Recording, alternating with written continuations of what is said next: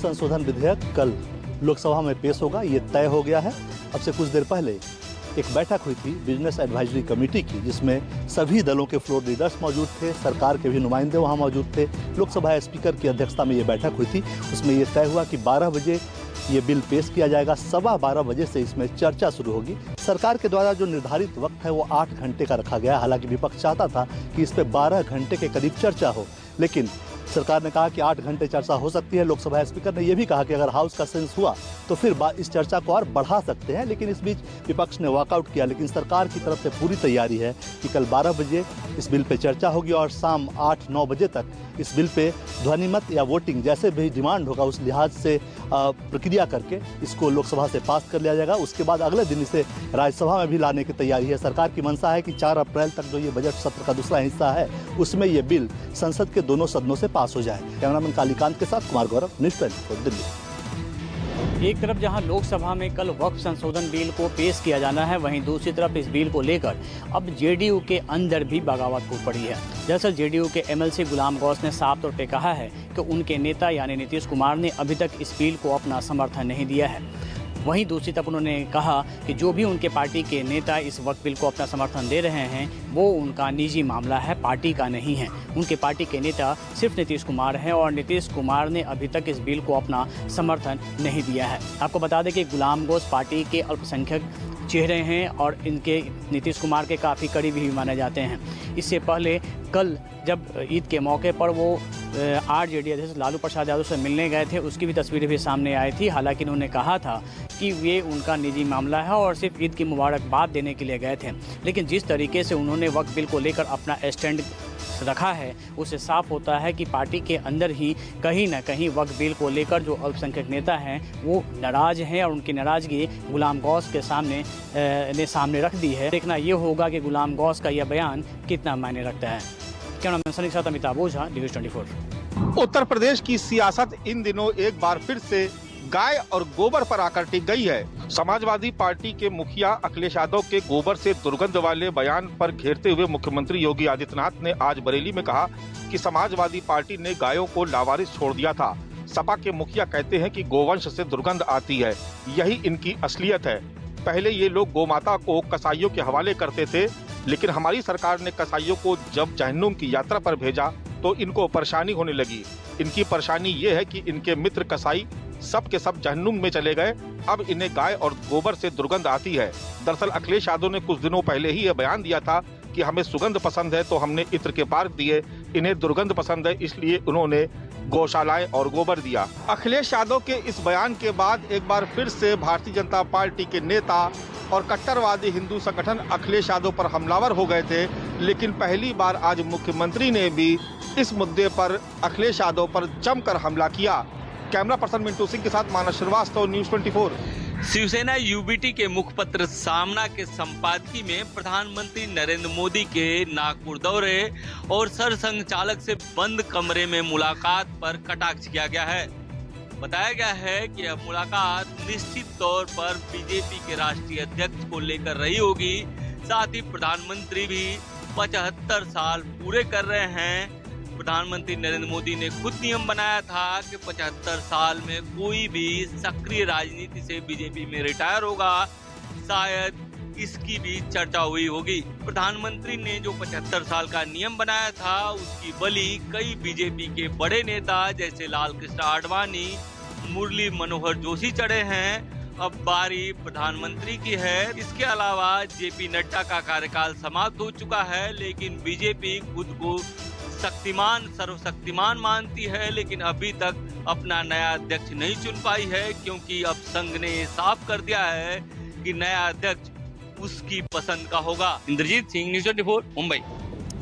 दिल्ली विधानसभा में बजट सत्र चल रहा है और आज दिल्ली विधानसभा में चौथी कैग रिपोर्ट जो है वो दिल्ली की मुख्यमंत्री रेखा गुप्ता पेश करेंगी। बताया जा रहा है कि ये वायु प्रदूषण को लेकर है। जिस तरीके से पूर्ववर्ती सरकार यानी आम आदमी पार्टी जब सत्ता में रही दिल्ली की सत्ता पर, उस दौरान वायु प्रदूषण को लेकर जो कदम सरकार द्वारा उठाए गए वो पूरी तरीके से कहा जा सकता है कि ऐसे नहीं थे जो कि वायु प्रदूषण को रोकने में कामयाब रहे हों, और उसको लेकर कई ऐसी चीजें भी सामने इस कैग रिपोर्ट के जरिए आएंगी, जिसमें एक बड़ी चीज होगी पीयूसी यानी कि पोल्यूशन अंडर सर्टिफिकेट, जो सिर्फ उन वाहनों को दिए जाते हैं जो कि पोल्यूशन के मानकों का पूरी तरीके से ध्यान रखते हैं। लेकिन वो जो पीयूसी सर्टिफिकेट हैं वो उन वाहनों को भी दिए गए जो कि पोल्यूशन के मानकों का ध्यान नहीं रख रहे थे। वहीं दिल्ली में पावर कट को लेकर विपक्ष हमलावर दिख रहा है भाजपा सरकार पर। लगातार विपक्ष की नेता आतिशी भाजपा सरकार पर आरोप लगा रही है कि जब दिल्ली में आम आदमी पार्टी की सरकार थी तो 24 घंटे बिजली आती थी, लेकिन अब लंबे लंबे पावर कट हो रहे हैं। मैं दीपक शर्मा के साथ दिव्या अग्रवाल, दिल्ली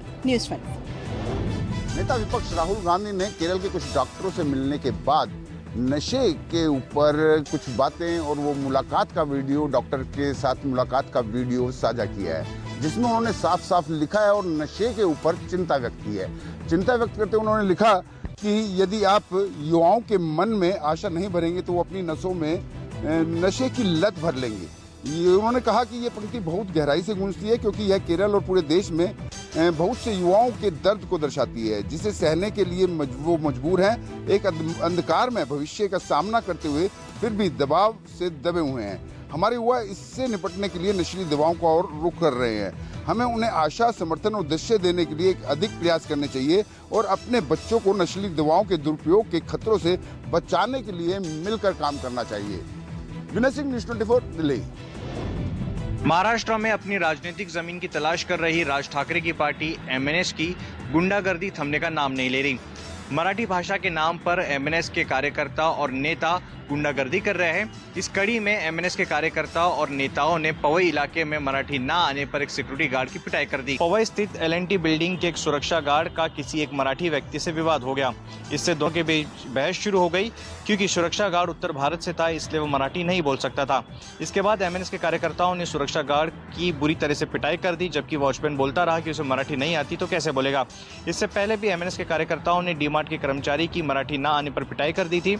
इसके साथ ही एमएनएस के नेता सरकारी बैंकों के ब्रांच में जाकर मैनेजर से मुलाकात कर रहे हैं और उन्हें बैंकों का व्यवहार मराठी में ही होना चाहिए, इसको लेकर पत्र भी दे रहे हैं। बता दें कि रविवार के दिन गुड़ी पाड़वा के मौके पर राज ठाकरे ने एक बड़ी सभा को संबोधित किया था। इस दौरान राज ठाकरे ने कहा था कि महाराष्ट्र में रहना है तो मराठी आनी ही होगी।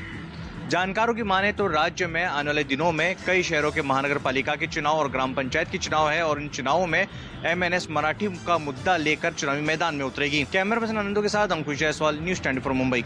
विवादों में फंसे विधायक नंदकिशोर गुर्जर ने कहा कि पार्टी अगर कहे कि पोस्टर लगाने के लिए तो मैं पोस्टर लगाऊंगा, पार्टी अगर कहे कि इस्तीफा देने के लिए तो मैं इस्तीफा दे दूंगा। विधायक का कहना है लोनी में जो कलश यात्रा निकाली जा रही थी वो एक परंपरागत यात्रा है जिसे बसपा के समय 2010 से निकाला जा रहा है। लखनऊ से किसी अधिकारी ने फोन किया था। कलश यात्रा के दौरान पुलिस ने मेरे कुर्ते फाड़े, मेरा गिरबान पकड़ा, हमारी माताओं बहनों पर लाठियां बरसाई गई।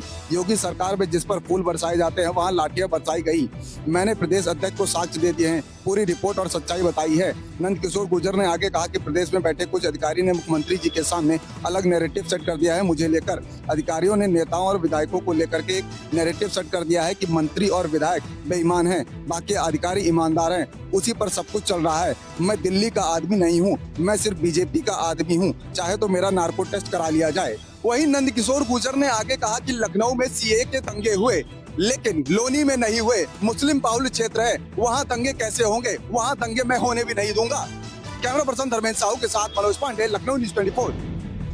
प्रयागराज में अवैध बुलडोजर कार्रवाई को लेकर सुप्रीम कोर्ट ने एक अहम फैसला सुनाया है। सुप्रीम कोर्ट ने प्रयागराज विकास प्राधिकरण पर 50 लाख रुपए का जुर्माना लगाया है। मामला 2021 का है, जब प्रयागराज में एक वकील, एक प्रोफेसर और बाकी 3 और लोगों के घर पर बुलडोजर की कार्रवाई हुई थी। आरोप ये था कि उन्होंने सरकारी जमीन पर घर बनाया था। मामला सुप्रीम कोर्ट आया था और आज सुप्रीम कोर्ट ने अपने फैसले में कहा कि बुलडोजर की कार्रवाई अवैध थी। सुप्रीम कोर्ट ने सुनवाई के दौरान कहा कि प्रक्रिया का पालन होना चाहिए और राइट टू शेल्टर प्रत्येक व्यक्ति का एक अधिकार है जिसकी अनदेखी नहीं होनी चाहिए। सुप्रीम कोर्ट में सुनवाई के दौरान जस्टिस भुइयां ने अंबेडकर नगर के उस घटना का भी जिक्र किया जहां पर बुलडोजर की कार्रवाई के दौरान एक 8 साल की बच्ची अपने किताब को लेकर झोपड़े से बाहर भाग रही थी। उन्होंने कहा कि उस तस्वीर ने सबको झकझोर कर रख दिया था। हालांकि यूपी सरकार की तरफ से बार बार ये बातें कही गई कि इस मामले में प्रक्रिया का पालन किया गया, लेकिन सुप्रीम कोर्ट राज्य सरकार के इन दलीलों से संतुष्ट नहीं था और इसलिए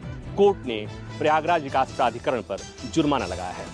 कैमरामैन कालीकांत के साथ प्रभाकर मिश्रा, न्यूज़ 24 दिल्ली। बीड़ सरपंच संतोष देशमुख हत्या मामले में एनसीपी नेता और पूर्व मंत्री धनंजय मुंडे के खिलाफ मोर्चा खोलने वाले भारतीय जनता पार्टी के विधायक सुरेश धस ने बड़ा दावा जो है वो किया है। सुरेश धस की माने तो उन्हें जान से मारने की कोशिश जो है वो की गई है। भाजपा विधायक सुरेश धस ने एक इंटरव्यू में दावा किया कि उन्हें जान से मारने की साजिश जो है वो रची गई थी। इसके लिए बिश्नोई समाज के लोगों को मुंबई लाया गया था और उन्हें हिरन का मांस खिलाने की कोशिश हुई है। गौरतलब है कि कुछ दिन पहले बीड़ में खोखिया उर्फ सतीश भोसले को कुछ दिन पहले गिरफ्तार किया गया था। उस पर अवैध शिकार सहित कई गंभीर आरोप लगे हैं। शिकार का मटन सुरेश धस को खिलाकर जान से मारने की साजिश रची गई थी, इस तरह का आरोप जो है सुरेश धस ने लगाया है। सुरेश धस की माने तो उन्हें जान से मारने की कोशिश की गई है।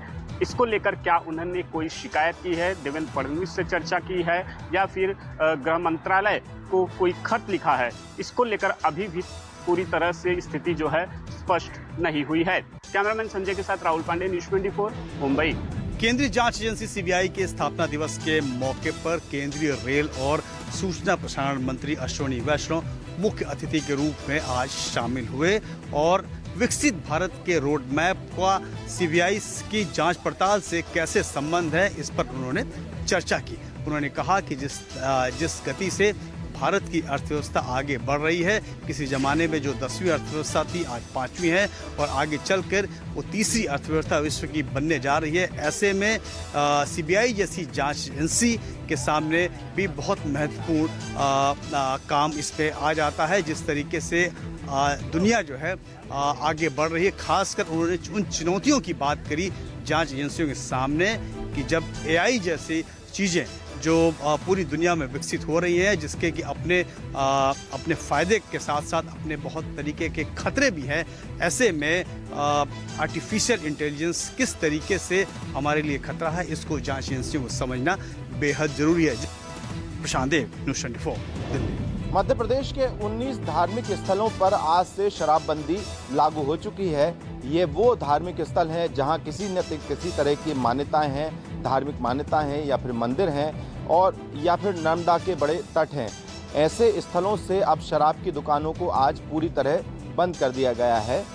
मुख्यमंत्री डॉक्टर मोहन यादव ने कहा है कि ये शराब जो आबकारी नीति उसके संशोधन के बाद ये तय हुआ था कि मध्य प्रदेश में चिन्हित किए गए ऐसे 19 अलग अलग स्थल, जिसमें उज्जैन के अलावा माहेश्वर अलग अलग स्थल शामिल हैं, जहां पर एक सीमित दायरा बनाकर वहां पर शराब की दुकानों को पूरी तरह से बंद करने का फैसला लिया गया था और उसी के तहत आज से शराब की दुकानों पर ताले लगा दिए गए हैं। इसके अलावा नर्मदा तट के जो आसपास के इलाके जहां 5 किलोमीटर का दायरा है, यहाँ पर पहले से ही शराब की दुकानों को यहाँ पर नहीं खोलने दिया गया था, लेकिन अब जो 19 धार्मिक स्थल हैं यहाँ पर पूरी तरह से दुकानें, जो शराब की दुकानें हैं, उन्हें बंद कर दिया गया है।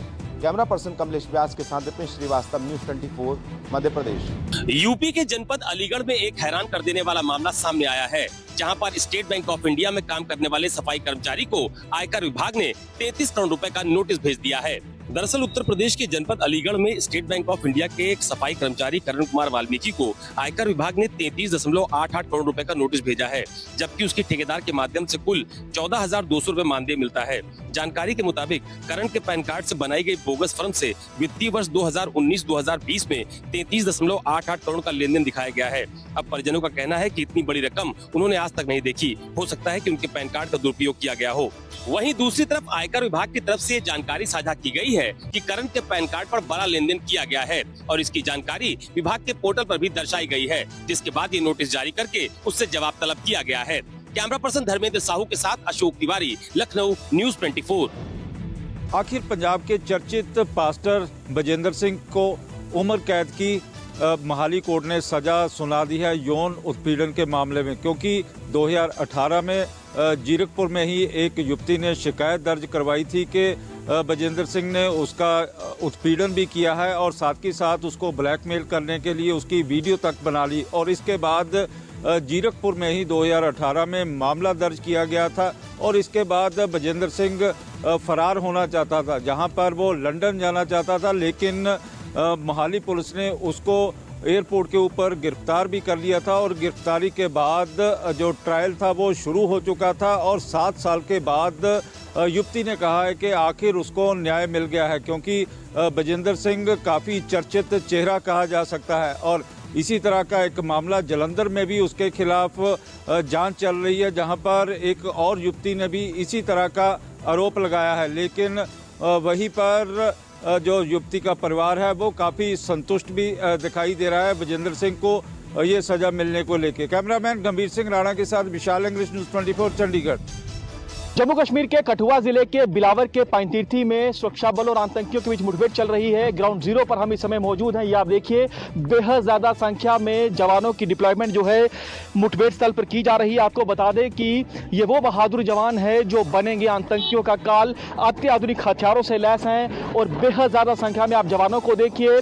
ये जवान लगातार इस इलाके को कॉर्डन कर रहे हैं। आपको बता दें कि इस ऑपरेशन में भारतीय सेना, सीआरपीएफ के जवान जो हैं वो चारों तरफ फैले हुए हैं और मकसद इनका यही है कि जितने भी आतंकी जंगल में मौजूद हैं उन आतंकियों का सफाया किया जाए। जम्मू कश्मीर पुलिस के स्पेशल ऑपरेशन ग्रुप के जवान जो हैं लगातार नदी नालों को खंगाल रहे हैं। आतंकी जो हैं जंगल में बनी गुफाओं में छिपे हुए हैं। तस्वीरों में आप देखिए कि रॉकेट लॉन्चर लिए हुए जवान लगातार चल रहे हैं। अत्याधुनिक हथियार है, उपकरण है और जवानों की संख्या बेहद ज़्यादा है। ये दिखाता है कि इस ऑपरेशन में कितनी ज़्यादा संख्या में जो जवान हैं उन्हें उतारा गया है। आपको बता दें कि जितनी भी सिक्योरिटी फोर्सेज, जितनी भी बेल्ट फोर्सेज जो हैं इस ऑपरेशन में लगी हुई है। हर किसी का यही मकसद है कि जितनी जल्दी हो सके जितने भी आतंकी इस इलाके में मौजूद है उन आतंकियों का सफाया किया जाए। कैमरामैन नील के साथ पंकज शर्मा, न्यूज़ 24 जम्मू। गुजरात के कई जिलों में भीषण आग, कच्छ, राजकोट, जूनागढ़ सहित बनासकांठा में लगी भीषण आग, बनासकांठा में हुई 17 लोगों की मौत। गुजरात के बनासकांठा में पटाखे की फैक्ट्री में काम करने वालों के लिए मौत की फैक्ट्री साबित हुई। फैक्ट्री का बॉयलर फटने से एक तरफ जहां पूरी फैक्ट्री में आग लग गई, वहीं बॉयलर फटने का धमाका इतना प्रचंड था कि धमाके की वजह से पूरी इमारत मलबे में तब्दील हो गई और धमाके के चलते मजदूर आग में तो झुलसे ही, साथ ही अंदर काम कर रहे मजदूर मलबे में दब गए। मौत की ये फैक्ट्री डीसा के धुरवा रोड पर स्थित है। दीपक ट्रेडर्स नाम की ये पटाखा फैक्ट्री खूबचंद सिंधी की है, जो हादसे के बाद से ही फरार बताया जा रहा है। शुरुआती जानकारी के मुताबिक मालिक के पास पटाखा फैक्ट्री का लाइसेंस भी नहीं था। दमकल विभाग के कर्मचारियों ने आग पर काबू तो पा लिया, लेकिन जैसे जैसे मलबा हटाया जाने लगा एक के बाद एक लाशें निकलनी शुरू हो गई और अब तक 17 लोगों की मौत की पुष्टि हो चुकी है। वहीं 6 लोगों का इलाज चल रहा है, उनमें से 3 लोग 40% से ज्यादा जल गए हैं। वहीं अन्य एक हादसे में राजकोट की साबुन फैक्ट्री में आग लग गई। गनीमत ये रही कि यहाँ सिर्फ एक कर्मचारी काम कर रहा था जिसने भागकर अपनी जान बचाई। जूनागढ़ के एक गोदाम में भी आग लगने से अफरा-तफरी मच गई, जबकि कल कच्छ में एक लकड़ी के गोदाम में आग लगने से लाखों का माल खाक हो गया। बहरहाल प्रशासन इन तमाम हादसे की जांच कर इन पर कार्रवाई करने की बात भी कह रहा है। कैमरामैन प्रभात साथ भूपेंद्र सिंह, अहमदाबाद, न्यूज़ 24।